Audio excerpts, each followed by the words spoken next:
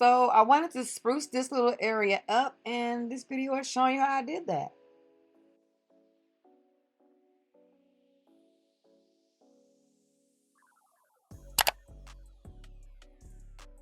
So y'all already know when I do a DIY, I put all the supplies, anything that you need in the description box. But basically, I just took some 10 by 12s and had those cut down. Home Depot did that for me. And so right now I'm just sanding them down, preparing them for the stain. And just wanted to make sure that this is not like, it is really fine sandpaper that I'm using. And I just wanted to make sure that I had got that like top layer off and that it was smooth. Now I am preparing the wood for the stain, and I went ahead and dusted off those any dust that was left from the sanding. I wanted to use like a gray because the home is going to be gray, so I'm using this Varathane like polystain. I put that in the description box as well. And I put these gloves on because y'all, this stuff is sticky and I did not want this on my hands. I believe it is an oil based, and so it was just extremely sticky, and I did not want to have that stuff on my hands. I am using like a rag that I'm throwing away. It's not something that I'm going to be keeping for like a long time or the long haul, so don't worry about that. I threw it away after this. Eventually, I even took the dang on gloves off because they just wasn't helping. Now, I did want like a industrial look, so I got this kit from Amazon, and it really is just, I think back when I made this, it was real popular to have these like iron rod furniture, the kind that you were sticking to the top or whatever. And I went ahead and ordered those. I ordered too many, the wrong sizes I wanted. Initially, it was going to be 3 layers, but it ended up being just like the 2. You'll see at the end. So I went ahead and stained in between those layers of wax, but I think I did like 2 or 3 coats of the stain, not wax, but 2 or 3 coats of the stain. Then I got joining plates. Let me tell y'all, this was lazy because I could have did like the dowel type you dig, and I didn't because I was being lazy. So I got joining plates. You can get these from Walmart. You can get them from Home Depot. Shoot, you probably can get them from Amazon, but I don't know because that's not where I got them from. Now, so I went ahead and did those. I did 2 on each side. That's what it looks like together. All right. Then I went ahead and kind of measured where I wanted the legs. This does move around. I love this thing so much. Currently right now, it's not even in the place where I initially put it. It's going to be like an outdoor garden tool type dig. I'm hoping that it holds up because none of that stuff is really waterproof, but it is what it is.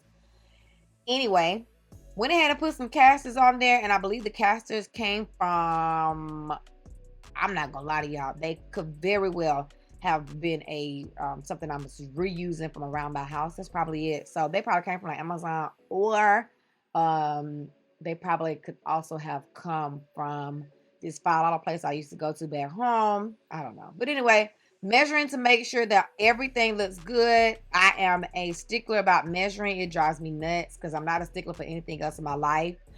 I wanted like a trash can and recycling bin that I could pull out and put in. So I went ahead and got this little trash can slider thing from Burlington. Again, I'm replacing this. The metal is not that great for Nate because he loves pulling on it, but I'm afraid he's going to mash up his little hands in there. So we are replacing it, and I am replacing it to some like plastic shitties. So I went ahead and attached that before I put on the other shelving.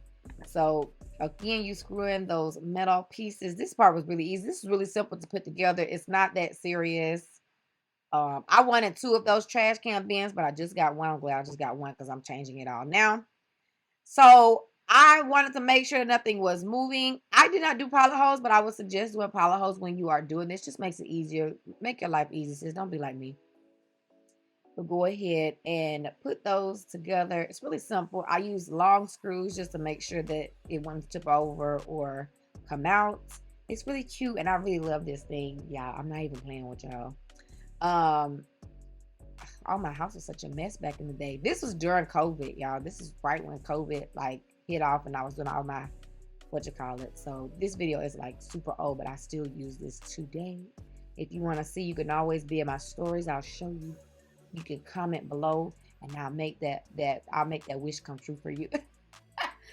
But anyway, because I'm rambling. So went ahead and screwed all those pieces in. It's nothing to it but to do it. Went ahead and put those pieces in. I love this little Ryobi. Right now I use like a blue one, a Dual. I think impact driver, y'all. Impact drivers that save your life. Okay, that's the kind of that's that one. And I love my little impact driver, but I still use my Ryobi for when I need slow times because the impact driver is kind of a higher rounds. I mean rotations per minute, and this one does not. But anyway, just making sure all the things are matching up. It would have been just nice to have like a template and I could just set it down, but I didn't do that. So if you can just create like some little template that'll show you where those holes need to be, you could just mark those holes, do your pilot holes, and then screw the things in. I'm gonna tell you right now, you'll save yourself a lot of time. But anyway, y'all, what am I wearing? I just and then I'm on camera. I got the nerve. Just got the nerve. But anyway, went ahead and screwed all of these in. And then put that final cabinet. So initially there was gonna be a cabinet on top of that, but y'all see how tall it is? I'm 5'2", okay? It was doggone near tall as me. So I just made sure that I didn't put another layer at the top. And I should have did like a half shelf on the top. That shit would have been busting, but it is what it is. We here now. But yeah, just finishing up. And then I be loving my little DIY. I miss doing DIYs. I'm not even gonna lie to you. I did this in 2020, but I'm making the voiceover in 2022, and it just makes me miss it all over again. I do have some other stuff coming. I plan on getting back into YouTube. It's just not look at me at the last minute putting pilot holes in. Lord have mercy, somebody get her. And yeah, that's basically it. I'm about to be finished, y'all. I promise. Now I did use these clamps because the clamps helped everything stay in place, help me not the things not be crooked. But yeah, I went ahead and did that, screwed those in. The clamps was very, very helpful. I'm not even gonna lie to you. I don't know what I'm wearing. Look at what's going on there. And then that's me just kind of putting that sucker in place. So I hope you guys liked my video, my quick little voiceover, and hopefully I'll see you all soon. Don't forget to like, comment, and subscribe.